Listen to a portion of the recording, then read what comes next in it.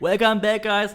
Are you also tired of having all the DLC stuff in your build? Well, I thought I had to make a real purist warrior build dealing over 20 million damage with 100% melee resistance, 100% crit chance. You can even use dual weapons and make this build use any weapon you want. But the best thing is you don't even need any of the 2 expansions to make this build. This is truly the best build that only focuses on warrior damage alone. You can deal insane combo finishers with this build with over 2.8 or even 5.6 million damage. Once you figure out all the movesets with dodge, with light attack, with heavy attack, you will make the game look so beautiful when you play with your preferred weapon type. That is a real slaughterfest in conquest battles. But let's first check out the damage values for this build. Just by using the light attack you can already deal 1.25 million damage, the heavy attack will deal up to 2 million damage and the charged heavy attack will be up to 5.7 million damage. With Ring of Chaos you can pull up an attack which deals up to 3 million damage. Of course you always have to activate your fire damage for it. In an animation cancel with Furious Bloodline you can deal up to 10 million damage, and with an overpower animation cancel you can deal up to 20 million damage. And all this is with 100% melee resistance in this build, which enables us to deal insane cool combos. For example, 4 times the light attack, then the last light attack will have 2 million damage. When you do the same combo with 4 heavy attacks, then the last heavy attack will deal up to 2.8 million damage. But when you do a combination like light, light, heavy, heavy, then the last attack will be 5.7 million damage. That's 4 times the amount of damage. Then there's another hidden attack with the sword, the Stitch attack. You can perform this attack when you dodge, then press your button in the other direction and the light attack button, and after the roll you will make an instant Stitch attack. Since the Bighorn Bow uses our warrior damage as our hunter damage, we can also make some insane normal arrow shots with 1.4 million damage. We have ghost arrows with over 4.6 million damage, multi-shot with 2.5 million damage. We can deal devastating shots with over 6.5 million damage, and even predator shots with more than 7 million damage. Make sure that you always use the 6th sense ability that doubles your hunter damage during the time when there's an exclamation mark on top of your enemy. Before we check out the inventory, special thanks to my super fans Bruce, Grateful Golem and Woken Chaos for your incredible support. If you want to help me create more of this awesome content, then please hit the join button, check out the YouTube and Patreon membership perks. You can get build advice, wallpapers, private Discord chats and more. Just check it out and join the cult. We have 152,000 warrior damage, 333,000 assassin damage, and thanks to the Bighorn Bow we will also have 152,000 hunter damage because the Bighorn Bow uses our warrior damage as our hunter damage. For those who are interested in the damage calculations for this build, of course damage with swords or damage with your preferred weapon type when you switch to other weapons will be much more important than critical damage, so have that in mind when you create your builds. Here's the ranking for this specific build with these values. Of course you can check out the whole calculations for this build in the description of this video as usual. For the left melee weapon we use a perfect warrior sword with warrior damage, 50% critical damage and 30% damage with sword. Then we engrave 30% armor penetration on that sword, because armor penetration acts like a reverse multiplier, having almost the same effect as 100% damage from the Falcons of Olympus engraving, but without having any of the negative effects. So armor penetration in a pure warrior damage build is one of the best engravings you can use. Although it has to be said that armor penetration does nothing for your assassin damage. So whenever you build an assassin focused build, don't use armor penetration, it's not worth using it. That's also the reason why we haven't used it in a while, because I was eager to make more builds with the ESO enhanced stuff, with the Northern Travelers perk. In these builds we didn't have the armor penetration used a lot, but in a pure warrior damage build, in a traditional build, then definitely use armor penetration, it's the best engraving to use. On the other slot we use another perfect warrior sword with warrior damage, critical damage and 30% damage with swords, and on this sword we here use 100% damage but health capped to 25%. That's useful because we cannot take any damage from melee attacks, and that's almost 90% of all attacks which are melee attacks, and we won't get any damage from them. So you don't have to be afraid using the 100% damage but health cap here, you won't get any hit from melee attacks, and in the rare event when you really got hit by an arrow you can simply heal back. It won't kill you in a single hit, it will always only drop your health to 0, then simply heal back and then you're safe. Just try it out, and if you don't feel comfortable you can still replace it by another warrior damage or 30% all damage engraving. Then we have the Bighorn Bow. The Bighorn Bow is the only item which is not directly from the base game, but you don't need any of the 2 add-ons for it. It is a Helix Store item, but you can also get it from Olympian gifts at Sargon, or you simply go to the Helix Store and use your 200 free Helix credits to get it. The way the Bighorn Bow works is kind of a glitch. It is a bug that has never been fixed and it's still working. It adds all your 6495 DPS to your left melee weapon. And due to the mix of warrior damage and hunter damage, then it also somehow uses your warrior damage when you shoot arrows. That's basically how it works, and that's the reason why we also have 150,000 warrior damage, but only if you selected the correct melee weapon. So make sure you have selected the left sword with the left picture of your left weapon here in the inventory. It is kind of the other way around. When you are in game, then it's suddenly the right weapon when you select your weapons when you are in game. So check the picture and make sure you don't mix up your weapons. However, if you don't have the Bighorn Bow, or if you don't want to get it, then simply use an epic bow as a replacement with warrior damage, critical chance and all damage. This way you will also have another spot for legendary engraving, and if you have the DLC you can use convert 50% assassin damage to all damage, or simply use 30% all damage or 20% warrior damage. You can also use another bow here with warrior damage, 40% fire damage and 10% crit chance. That will amplify your fire damage even more, but only when you really activate fire every time.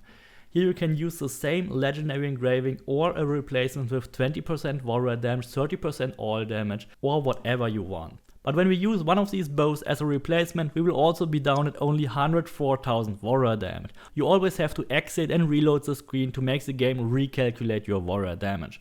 So it is better to use the Bighorn Bow. We will just equip it, reload the screen, and then we are back to 152,000 warrior damage. That's the recommended way to do this build. For our helmet we will use the Oxesia's Helm of Darkness. This helmet is a unique helmet and the only helmet in the game that has 30% melee resistance on it. It can only occur from a weekly mercenary, and the last time it occurred was the week from June 23rd. I've recalculated it that 42 weeks after June 23rd we will have April the 13th, 2021. That's the week, that's the date when we will be able to get Oxesia's Helm of Darkness again. Unless there are some events prior to that date. But I will definitely let you know when that happens. So just subscribe, stay with this channel, and then you get all the information about the unique items. However, if you don't have that helmet yet, I will also show you another variant later in the video which doesn't need the helmet. It deals a little less damage, so it's not the optimal way, but you can still use this build with it. The other 4 gear pieces are just random from blacksmith or from loot. The best method to get these items is when you use a blacksmith reload. They have different items every time you reload your save. Check out the blacksmith reload videos to find out how to do it. The bracers should have warrior damage, 30% melee resistance, 10% crit chance and 100% critical damage while full health. Same here on the belt, we will use warrior damage, 10% crit chance, 30% melee resistance and 100% critical damage. It's just a different order, it doesn't have to be in that order for every item. What's important is that they have the exact same perks, the order doesn't matter. The only exception when the order actually matters is when you want to place another primary engraving like warrior damage, hunter damage or assassin damage on the last spot, or when you want to place a legendary engraving. Then of course you have to get the perks in the same order to be able to place the last position correctly. You can actually place 20% warrior damage on an item that has already warrior damage when you fully upgraded it to the maximum 20%, as long as it is not on the second or third position. The perfect torso for this build should have warrior damage, all damage, 50% critical damage, and then we engrave another 20% warrior damage on it. Then on the boots we have warrior damage, 100% critical damage, 20% critical chance, and here again we engrave 20% warrior damage to upgrade our warrior damage as much as possible.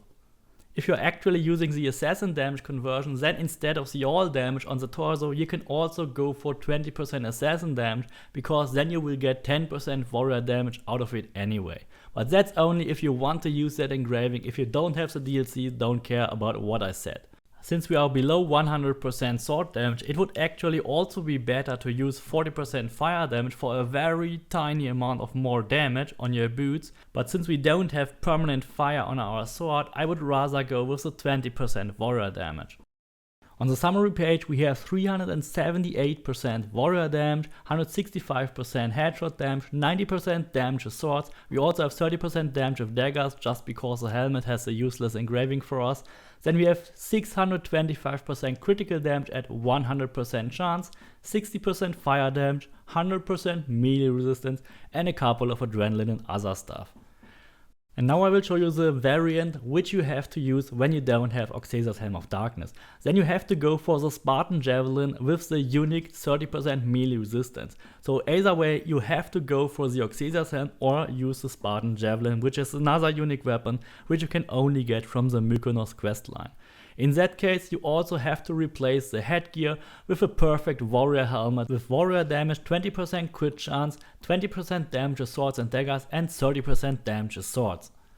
This way you will have 160,000 warrior damage, but you will also have only 575% critical damage. And when you multiply 160,000 with 5.75, you will get a lower value than when you multiply 152,000 with 6.25.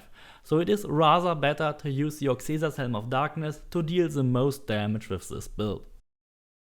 In order to make the basic version for this build, you need no more than 175 ability points. I will show you the most important abilities right now. First of all, go for Sixth Sense, because that is slowing down time whenever you are spotted. It doubles your hunter damage, but it also slows down time to make assassinations and anything else. Then go for Arrow Master to get at least the fire or poison arrows. Don't forget Archery Master, that will refill your first adrenaline segment. From the other hunter abilities, it is basically upon what you prefer, but I would recommend to go for the Devastating Shot. Then in the warrior tree, go for the charged heavy attack, that is the strongest attack that doesn't use adrenaline.